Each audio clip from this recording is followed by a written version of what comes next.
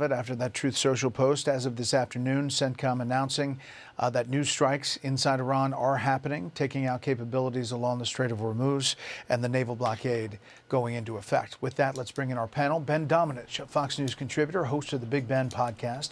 John McCarthy, former senior advisor for political engagement for President Joe Biden, and Politico White House bureau chief Dasha Burns. Dasha, let me start with you. What did you hear out of that interview so far, and what perked your ears?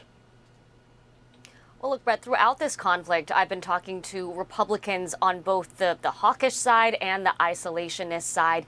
And right now, at this point in the conflict, both sides are not particularly happy. You have the isolationists, the restraint wing, thinking that maybe with this MOU that this was finally winding down, that we were bringing the conflict to an end.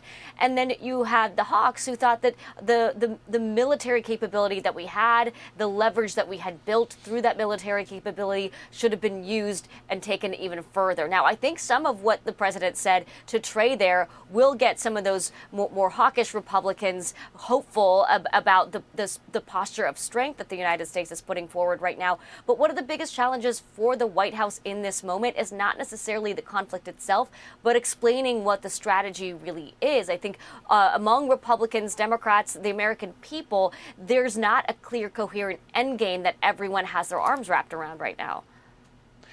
I think he's saying that they're going to force their hand until, Ben, the Iranians cry uncle and say, let's really negotiate for real this time. Trey pressed a couple of different ways about what the Iranian capabilities are and what the president perceives about Iran's pushback. Here's another one.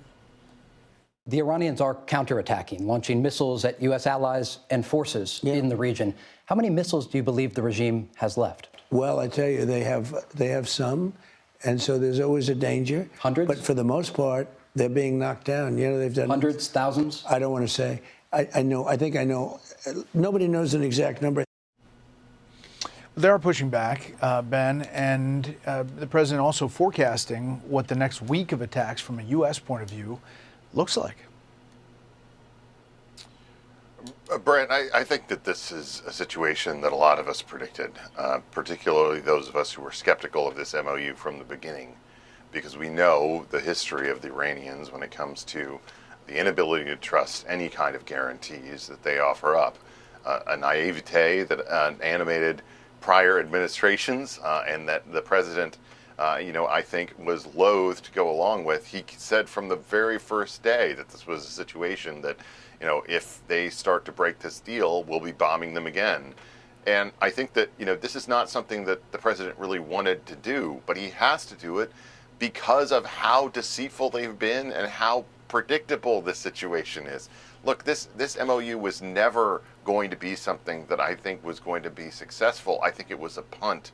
I think it was an attempt to try to kick this thing beyond the midterms and try to make a better situation for the American consumer when it came to gas prices and the like. But you cannot trust this Iranian leadership. We have learned that time and again. The president knows it now. And frankly, I appreciate the fact that he has a clear-eyed view of this. It was a great interview with Trey, and I really felt like it came across in that he has learned the real nature of these people, and he does not want to tolerate anymore the kind of ridiculousness that they claim to adhere to. Trey did ask another question about an investigation that the president and the defense secretary, the Secretary of War, have been asked about numerous times. That early strike that was said to be on a schoolhouse that killed children. Take a listen. Will you commit to releasing the findings of this investigation? Well, I don't think anybody's going to ever be able to say what happened there, because if they don't know by now, and as of a couple of weeks ago they didn't know, and while things like that happen in war, there are missiles flying all over the place, and I don't know how anybody could say that we shot it. John, Democrats are pretty united on criticizing Iran war policy, but some have called for this to continue, to pressure Iran to get to the table. Well, the issue that you were just referencing from the president is just one of the many tragic episodes that have come out of this conflict.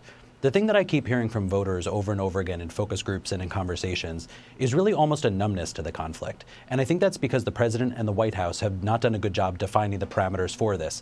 In fact, one of the things I really noticed out of the interview is that Trey almost did a better job of defining what the end goals for this conflict could be, more so than the president. So, I think as Americans are really struggling with costs. We saw a poll yesterday from Reuters that said that 78% of Americans are struggling with the price of oil and gasoline and energy costs. I think that that's the thing that's keeping them up at night. And until the White House is able to really define what an exit looks like here, they're not really getting any nuance from the president in terms of what an off-ramp looks like. Well, Dasha, they did have some good news today. Wall Street Journal pointing out the inflation slowed to 3.5% in June. Consumer prices in June from a year earlier, beating expectations, improving from 4.2 inflation rate in May. They declined from the previous month. If you look at the chart, the second-term inflation, you can see the beginning here, that giant mountain is under the Biden administration, and then you see the uptick, and then just now the downtick here, which is good news, as the Federal Reserve Chair was up on Capitol Hill talking about that as well. Dasha.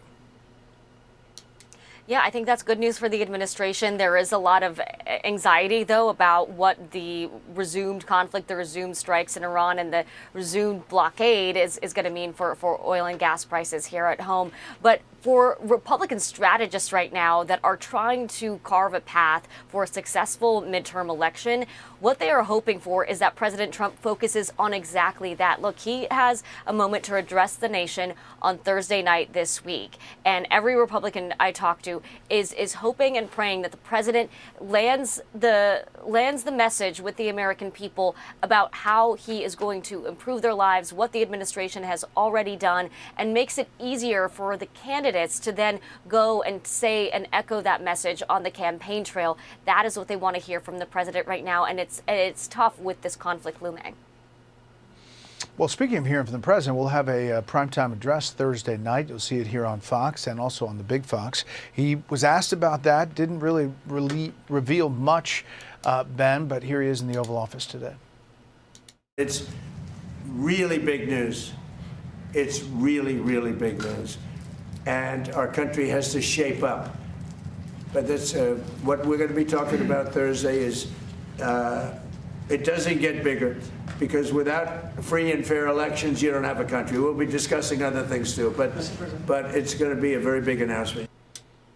So election integrity, some new information there, Ben, we assume, and then other issues as well as maybe inflation and bringing an end to the Iran war.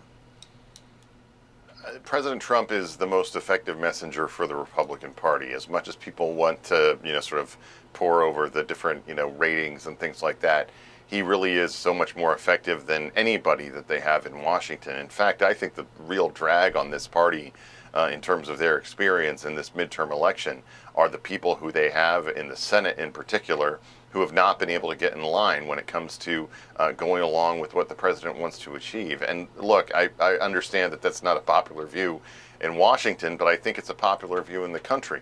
People are frustrated with the fact they've tried to have major changes happen in this country when it comes to election integrity. They do not believe those changes have been made. The president is arguing in favor of them. They're popular when you look at them in a polling situation. And I think the fact that he's going to make a case to them, to the American people, is a wise move to do. I hope it forces Republicans on Capitol Hill to listen to him. And we'll see. With Senator Lindsey Graham's passing, there are many lawmakers saying maybe that will be an honor to him, who really wanted to pass that Save America Act. Absolutely. We'll see if that's all a part of it. Panel, thanks. Be sure to like and subscribe for all the Fox News latest on YouTube, and catch full shows streaming now on Fox One.